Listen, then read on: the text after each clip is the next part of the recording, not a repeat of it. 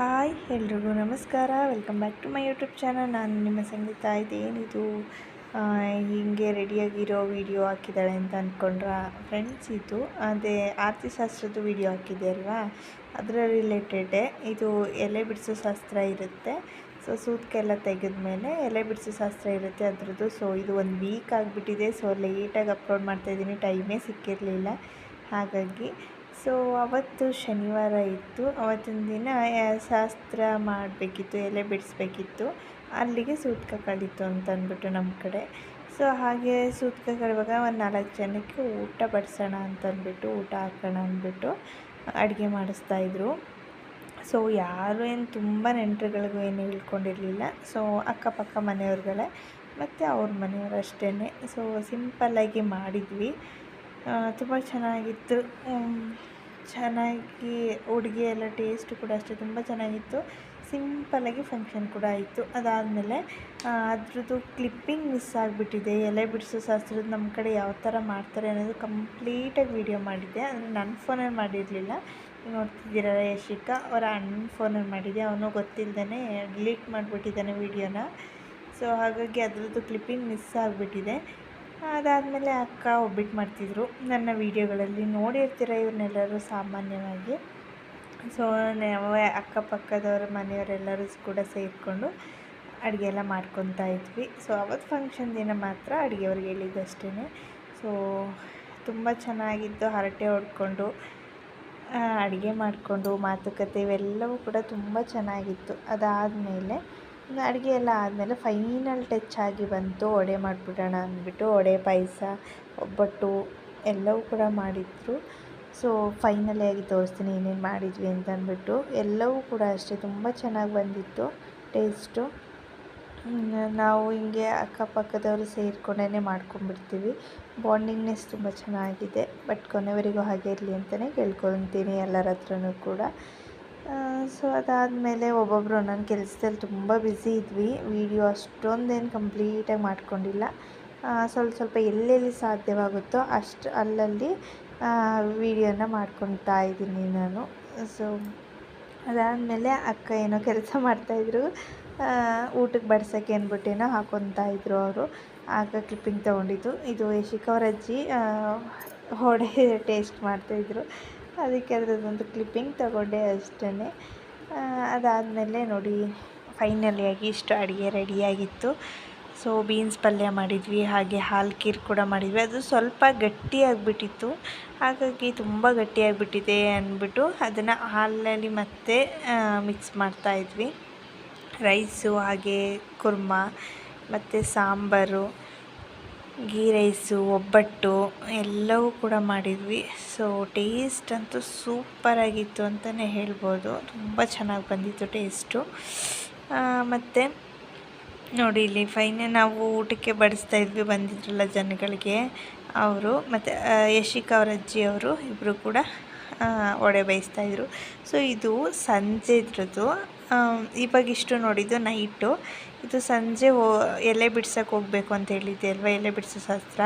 ಅದು ಹೋಗ್ಬೇಕು ಕ್ಲಿಪ್ಪಿಂಗ್ ತೊಗೊಂಡಿದ್ದು ನನ್ನ ಫೋನಲ್ಲೇ. ಸೊ ನನ್ನ ಮಗ ತುಂಬ ಹಠ ಮಾಡ್ತಿದ್ದೆ ಅವರಪ್ಪ ಅವ್ರ ಜೊತೆನೇ ಊಟಕ್ಕೆ ಕೂತ್ಕೋಬೇಕು ಅಂದ್ಬಿಟ್ಟು. ಇದು ಫೈನಲಾಗಿ ಎಲ್ಲರೂ ಬಂದು ಊಟ ಮಾಡ್ಕೊಂಡು ಹೋದ್ಮೇಲೆ ಎಲ್ಲರೂ ಬಂದು ಊಟ ಮಾಡ್ತಾಯಿದ್ರು. ನಮ್ಮ ಮನೆಯವರು ಮತ್ತು ದಿನೇಶನ್ ಅಂತಂದ್ಬಿಟ್ಟು ಅವರು, ಹಿಂಗೆ ಅವ್ರ ಮನೆಯವರೆಲ್ಲರೂ ಫ್ರೆಂಡ್ಸ್ಗಳೆಲ್ಲ ಸೇರಿಕೊಂಡು ಲಾಸ್ಟಲ್ಲಿ ಊಟ ಮಾಡ್ತಿದ್ರು. ಅದಾದಮೇಲೆ ಅವ್ರಿಗೆಲ್ಲ ಬಡಿಸಿ ಊಟ ಆದಮೇಲೆ ನಾನು ಮತ್ತು ಅಕ್ಕ ಫೈನಲಿಯಾಗಿ ಊಟ ಮಾಡಿದ್ದು. ಅಷ್ಟರೊಳಗಡೆ ಯಾರೂ ಕೂಡ ಇರಲಿಲ್ಲ, ಎಲ್ಲರೂ ಹೋಗಿಬಿಟ್ಟಿದ್ರು.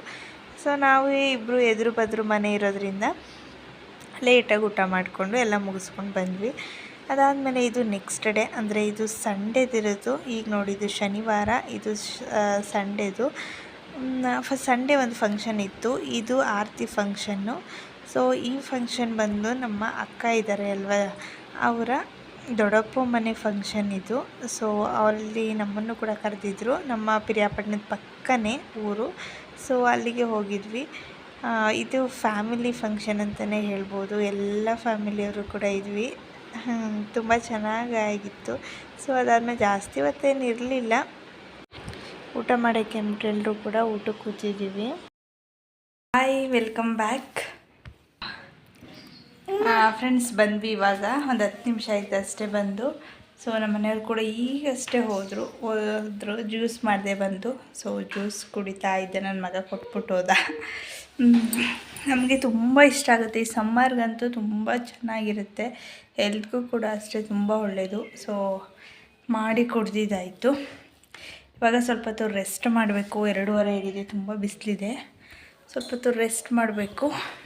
ಮತ್ತಿನ್ನೇನಿಲ್ಲ, ಫಂಕ್ಷನ್ ಅಂತೂ ತುಂಬ ಚೆನ್ನಾಗಾಯಿತು. ಸೊ ನಾವು ಹೋಗೋಷ್ಟರೊಳಗಡೆ ಫಂಕ್ಷನ್ ಮುಗ್ದೋಗ್ಬಿಟ್ಟಿತ್ತು.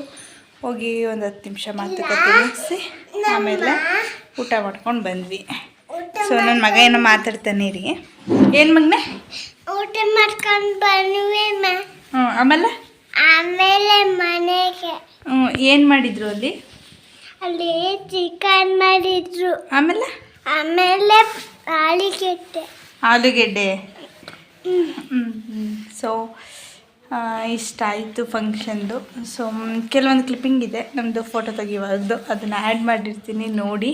ಸೊ ನೋಡೋಣ ಇವತ್ತಿನ ದಿನ ಹೇಗಿರುತ್ತೆ ಅಂದ್ಬಿಟ್ಟು. ಸ್ವಲ್ಪ ಶಾಪಿಂಗ್ ಹೋಗಬೇಕು ಸಂಜೆ.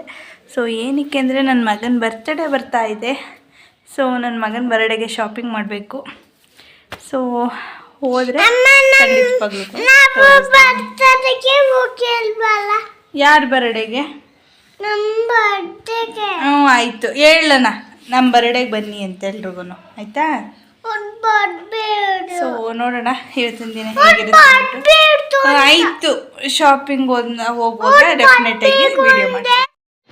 ಆಮೇಲೆ ಸಂಜೆ ಹೋಗೋಣ ಅಂತಂದ್ಬಿಟ್ಟು ಶಾಪಿಂಗ್ ಹೋಗೋಣ ಅಂದ್ಬಿಟ್ಟು ಹೋಗ್ತಾ ಇದ್ದೆ. ಸೊ ಇಮಿಡಿಯೇಟ್ ಬಂದು ಹೊರಡು ಅಂತ ಇದು ಮಾಡಿದ್ರು. ಹಾಗಾಗಿ ಡ್ರೆಸ್ ಏನು ಚೇಂಜ್ ಮಾಡಲೇ ಇಲ್ಲ. ಅವ್ರು ಬರೋ ಹೊತ್ತಿಗೆ 8:30 ಆಗಿತ್ತು. ಸೊ ಫೈನಲಿ ಇದೊಂದು ಶಾಪ್ ಒಂದು ಓಪನ್ ಇತ್ತು ಅಷ್ಟೇ. ಎಲ್ಲ ಕೂಡ ಕ್ಲೋಸ್ ಆಗಿಬಿಟ್ಟಿತ್ತು, ಸಂಡೇ ಇತ್ತಲ್ವ. ಸೊ ಎಲ್ಲ ಬೇಗನೆ ಕ್ಲೋಸ್ ಮಾಡಿಬಿಟ್ಟಿದ್ರು. ಹಾಗಾಗಿ ಇದೊಂದು ಶಾಪ್ ಇತ್ತು, ಶಾಪಲ್ಲಿ ಓಪನ್ ಮಾಡಿದರು. ಸೊ ನೆಕ್ಸ್ಟ್ ಡೇ ಸೋಮವಾರ ಇದ್ದಿದ್ದ ದಿನ ಅವತ್ತು ಅಭಿಷೇಕ ಮಾಡಿಸ್ಬೇಕಿತ್ತು. ಹಾಗಾಗಿ ಅಭಿಷೇಕಕ್ಕೆ ಸಾಮಾನು ಬೇಕಿತ್ತು, ಪೂಜೆ ಸಾಮಾನೆಲ್ಲ, ಅದಕ್ಕೆ ತಗೋಬೇಕು ಅಂದ್ಬಿಟ್ಟು ಹೋಗಿದ್ದು. ಅದಾದಮೇಲೆ ಅಲ್ಲಿ ಬಾಳೆಹಣ್ಣು ಮನೆದೇನೆ, ಅದು ಹಣ್ಣಾಗಿರಲಿಲ್ಲ, ಸ್ವಲ್ಪ ಚೇಂಜ್ ಮಾಡ್ಕೊಬರೋಣ ಅಂತ ಅಂದ್ಬಿಟ್ಟು ತೊಗೊಂಡೋಗಿದ್ದು. ಸೊ ಅದು ಹಣ್ಣಾಗುತ್ತೆ, ಏನು ತೊಂದರೆ ಏನಿಲ್ಲ, ಬೆಳಗ್ಗೆಗಲ್ವಾ ಅಂತ ಹೇಳಿದ್ರು. ಹಾಗಾಗಿ ಮತ್ತೆ ರಿಟರ್ನ್ ತೊಗೊಬಂದೆ. ಮತ್ತು ಅದು ಫ್ರೂಟ್ಸು, ಮತ್ತು ನಮ್ಮ ತೋಟದಲ್ಲಿ, ತೆಂಗಿನ ತೋಟದಲ್ಲಿ ಹೊಂಬಾಳೆ ಬಂದಿದೆ. ಸೊ ಹಾಗಾಗಿ ಹೊಂಬಾಳೆ ಪೂಜೆನೂ ಕೂಡ ಆಗೋಗುತ್ತೆ, ಮಾಡೋಣ ಅಂದ್ಬಿಟ್ಟು ಸ್ವೀಟ್ ಕೂಡ ತೊಗೊಬಂದೆ. ಮತ್ತು ವೆಲ್ಕಮ್ ಬ್ಯಾಕ್ ಫ್ರೆಂಡ್ಸ್. ಇವಾಗ ಟೈಮ್ 10:30 ಆಗಿದೆ. ಸೊ ಊಟ ಎಲ್ಲ ಆಯಿತು, ಸಾಂಬಾರಿತ್ತು, ರೈಸ್ ಮಾಡಿದೆ, ಆಮ್ಲೆಟ್ ಮಾಡಿದೆ ಅಷ್ಟೇ. ಇವತ್ತು ಸಂಡೇ ಸ್ಪೆಷಲ್ ಅಂತ ಏನೂ ಮಾಡಲಿಲ್ಲ. ಸೊ ನಾಳೆ ಪೂಜೆ ಮಾಡಿಸೋದಿತ್ತಲ್ಲ, ಉಳ್ಕೊಬಿಡುತ್ತೆ ಅಂದ್ಬಿಟ್ಟು ಏನು ಮಾಡಲಿಲ್ಲ, ಆಮ್ಲೆಟ್ ಮಾಡಿದೆ ಅಷ್ಟೇ. ಸೊ ಊಟ ಎಲ್ಲ ಮುಗೀತು. ಅವರಿಬ್ರು ಕೂಡ ಅಪ್ಪ ಮಗನ್ನ ಹೊರಗಡೆ ಕಳಿಸಿದ್ದೀನಿ, ವಾಕ್ ಹೋಗ್ಬಿಟ್ಟು ಬನ್ನಿ ಒಂದು ರೌಂಡು, ಅಷ್ಟರೊಳಗಡೆ ಮನೆ ಕ್ಲೀನ್ ಮಾಡ್ಕೊಬಿಡ್ತೀನಿ ಅಂದ್ಬಿಟ್ಟು. ಸೊ ನೋಡಿಲಿ ನನ್ನ ಮಗ ಪೂರ್ತಿ ಹರಗಿ ಇಟ್ಟಿದ್ದಾನೆ. ಸೊ ಪಾತ್ರೆ ಎಲ್ಲ ತೊಳೆದಿದ್ದಾಯಿತು, ಅಡುಗೆ ಮನೆಯೆಲ್ಲ ಕ್ಲೀನ್ ಆಯಿತು. ಇನ್ನೇನಿದ್ರು ಕಸ ಗುಡಿಸ್ಕೊಂಡು ನೆಲ ಒರೆಸ್ಕೊಬರೋದಷ್ಟೇ. ಇವಾಗ ಬೇಗ ಮುಗಿಸ್ಕೊಡ್ಬೇಕು ಅವ್ರು ಬರೋ ಅಷ್ಟರೊಳಗಡೆ. ನನ್ನ ಮಗ ಏನು ಅವಸ್ಥೆ ಮಾಡಿದೆ ಅಂತ ತೋರಿಸ್ತೀನಿ ನೋಡಿ. ಇಲ್ಲಿ ಒಂದು ಕಡೆ ಒಂದು ವಸ್ತು ಇಟ್ಟಿಲ್ಲ ಅವನು, ಯಾವಾಗಲೂ ಹೀಗೆ ಆಟ ಸಾಮಾನೆಲ್ಲ ಚೆಲ್ಬಿಟ್ಟಿದ್ದ, ತುಂಬಿಟ್ಟಿದ್ದೀನಿ. ಸೊ ಇಲ್ಲಿ ನೋಡಿ, ಇಲ್ಲಿ ಎಲ್ಲ ಕಡೆಯಲ್ಲೂ ಚೇರ್ ತೊಗೊಬಂದು ಅಡುಗೆ ಮನೆ ಇಟ್ಟಿದ್ದಾನೆ. ಹೀಗೆ ಎಲ್ಲೆಲ್ಲಿ ಸಿಕ್ತು ಅಲ್ಲೆಲ್ಲ ಇಟ್ಬಿಟ್ಟು ಬಂದಿದ್ದಾನೆ. ಸೊ ಪಾತ್ರೆ ಎಲ್ಲ ತೊಳೆದಿದ್ದಾಯಿತು. ಇದು ಒಂದು ಸಿಂಕ್ ಒಂದು ತೊಳೆದೆ, ಉಜ್ಜಿದ್ದೀನಿ, ಬಟ್ ನೀರು ಹಾಕಿ ತೊಳಿಬೇಕಷ್ಟೆ. ಮತ್ತು ಸ್ಟವ್ ಎಲ್ಲ ಕ್ಲೀನ್ ಮಾಡಿದ್ದಾಯಿತು. ಇದು ಮೊಸರು ಮಾಡ್ಕೊಬರೋಕೆ ಹೇಳಿದರು, ಹಾಗಾಗಿ ಹಾಲನ್ನ ಬಿಸಿ ಮಾಡಿ ಹಾರ್ಲಿಕ್ಕೆ ಇಟ್ಟಿದ್ದೀನಿ. ಮೊಸರು ಮಾಡಲಿಕ್ಕೆ ಅಭಿಷೇಕ ಮಾಡಿಸ್ತಿರೋದಲ್ವ, ಹಾಗಾಗಿ ಮೊಸರು ಹೇಳಿದರು. ಮನೇಲೆ ಹಾಲೆಲ್ಲ ಇದೆ, ಹಾಗಾಗಿ ಮನೆಯಲ್ಲೇ ಮಾಡ್ತೀನಿ ಅಂತ ಹೇಳಿದೆ. ಹಾಲು ಮೊಸರು ಏನು ತಗೊಳ್ಳೋದು ಬೇಡ ಅಂದ್ಬಿಟ್ಟು. ಸೊ ಇವಾಗ ಕರು ಹಾಕಿದೆಯಲ್ಲ, ಅದರದ್ದು ಅಭಿಷೇಕಕ್ಕೆ ಕೊಡ್ತೀನಿ ಹರಿಸ್ಕೊಂಡಿದ್ದೀನಿ. ಸೊ ಇನ್ನು ಹೂವು ಎಲ್ಲ ಇಲ್ಲೇ ಇದೆ. ಹೂವು ರೇಟ್ ಅಂತೂ ಸಿಕ್ಕಾಬಟ್ಟೆ ಜಾಸ್ತಿ. ಒಂದು ಮಾರಿಗೇ 100 ರೂಪಾಯಿ ಚಾರ್ಜ್ ಮಾಡಿದ್ರು. ಸೊ ತುಂಬ ಕಾಸ್ಟ್ಲಿ ಆಗಿಬಿಟ್ಟಿದೆ ಹೂವು, ಮಳೆ ಇಲ್ಲದೇ ತುಂಬ ಕಾಸ್ಟ್ಲಿ ಆಗಿದೆ.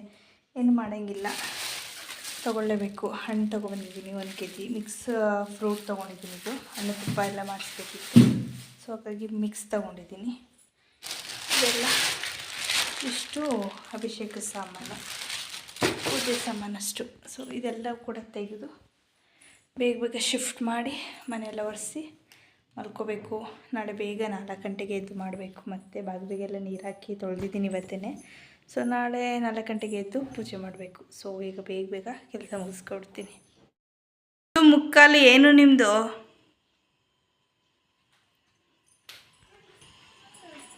ಏನು ಮಾಡ್ತಿದ್ದೀರಾ? ಐಸ್ ಕ್ರೀಮ್ 10:45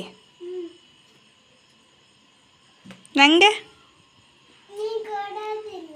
ಯಾಕೆ ಚೆನ್ನಾಗಿಲ್ವಾ? ಇಲ್ಲಿಗೆ ಈ ವಿಡಿಯೋನ ಇಲ್ಲಿಗೆ ಎಂಡ್ ಮಾಡ್ತಾ ನಾನು ನಿಮಗೆ ಹೊಸ ಲಾಗ್ನೊಂದಿಗೆ ಸಿಗ್ತೀನಿ ಅಂತ ಹೇಳ್ತಾ ಎಲ್ರಿಗೂ take care and bye bye and good night. ಹಾಗೆ ಇನ್ನು ನೆಕ್ಸ್ಟ್ ನನ್ನ ಮಗಂದು ಅವತ್ತು ಅಭಿಷೇಕ ಮಾಡಿಸಿದ್ದಾಗಿರ್ಬೋದು, ಹೊಂಬಾಳೆ ಪೂಜೆ ಮಾಡಿರೋದಾಗಿರ್ಬೋದು, ಎಲ್ಲ ಲಾಗ್ ಕೂಡ ಬರುತ್ತೆ. ಮಿಸ್ ಮಾಡಿದೆ ನೋಡಿ. Thank for watching.